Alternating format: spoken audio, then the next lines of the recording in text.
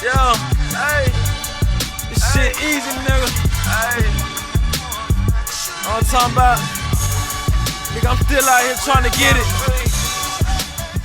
Contender Regime Boxing checking back in with y'all, man. What's going on? So, of course, it's official now, man. November 20th.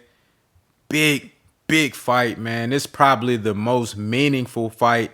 Well, I'm not going to say the most meaningful fight. That's subjective because you still got Deontay Wilder versus Fury 3, which is an extremely important fight, very meaningful. You have Canelo versus Caleb Plant, undisputed. So there's definitely some meaningful fights left for this year. But Terence Crawford versus Shawn Porter is a huge fight for the landscape of the welterweight division, which we all know is probably the most popular division in the sport of boxing, outside of heavyweight.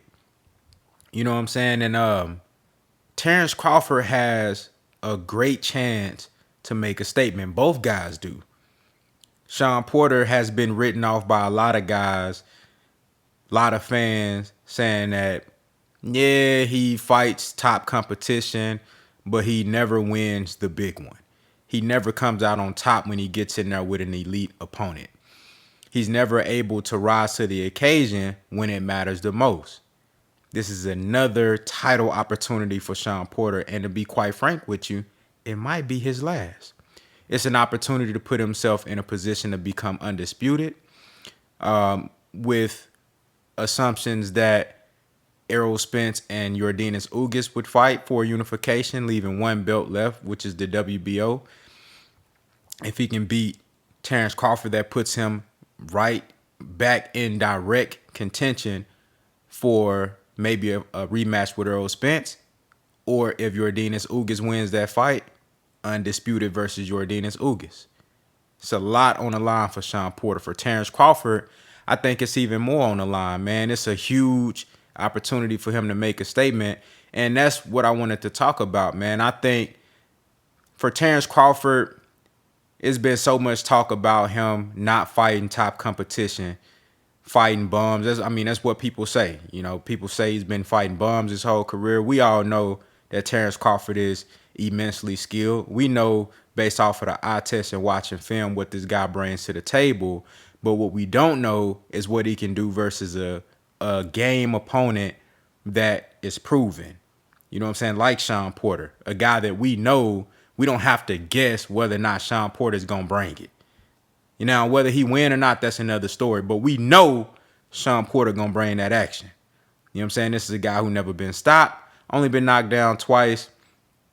You know, a very, very tough opponent for any fighter. And he's cut from a certain cloth, you know, that old school cloth where you're going to have to, if you're going to get a win over him, you're going to have to get it out the mud. Shit ain't going to be easy.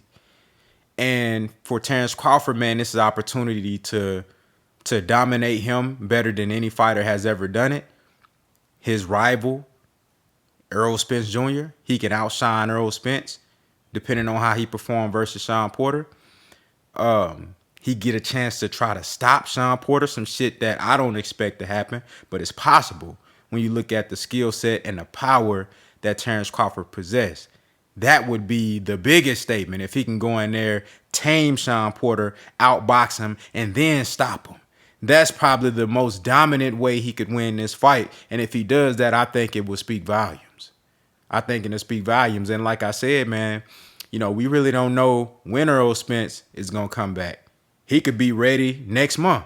You know what I'm saying? He can be back sparring in the gym, ready with a fight date in a month or two. Very possible. But the truth is, we don't know. So while Errol Spence is out, like I said, indefinitely, this is an opportunity for somebody like Terence Crawford to take control of this division. He can do it. It's possible. I know a lot of y'all don't want to hear that. A lot of Errol Spence fans don't want to hear that. I don't even like the sound of that. But I'm speaking facts. It's possible with the unknown of Errol Spence's future in boxing right now. We don't know what it's going to look like. You know what I'm saying? I'm hoping that everything is good and we get some news that, you know, Earl is back ready to go within a month or so.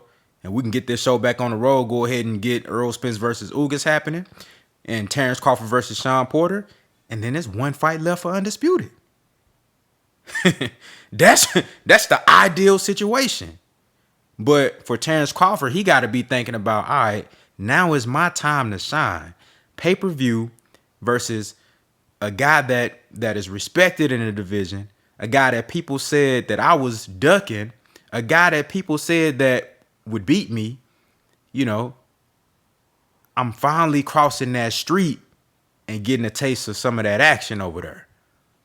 And now, under the lights, on pay-per-view, let's see what happened. You know what I'm saying? Terrence Crawford going to have to shine in this matchup. And it ain't going to be easy. It's going to be tough. And I love, outside of it being Errol Spence, I love that Shawn Porter is the guy that he's getting in the ring with. For the first time, crossing that virtual, not virtual, but that street, that figure of speech, the street, so to speak. You know what I'm saying? Crossing from Top Rank to PBC. I love that it's Shawn Porter because I know Shawn Porter going to test Terrence Crawford. I know Shawn Porter going to make it tough for him. I know Shawn Porter going to force Terrence Crawford to make adjustments. You know what I'm saying? And in my opinion, that makes this fight one of the most meaningful fights, if not the most meaningful fight left that's scheduled for the rest of this year. Like I said, that's subjective. You know what I'm saying? You could say it's the undisputed match at 168. You could say it's the trilogy with Wilder and Fury. But I think this fight right here is going to shape the landscape of the welterweight division and the undisputed, what undisputed will look like. You know what I'm saying? Going forward in the welterweight division. So y'all let me know what y'all think down in the comments, man. Are y'all seeing what I'm seeing as far as the importance of this fight and the importance of both the opportunity that both guys had to make a statement, but more specifically Terrence Crawford, how important it is for him not to just win. Because if he just scraped by a victory with Shawn Porter, even though other elite guys have done that, Errol Spence, close victory. Keith Thurman, close victory. Kell Brook, close victory.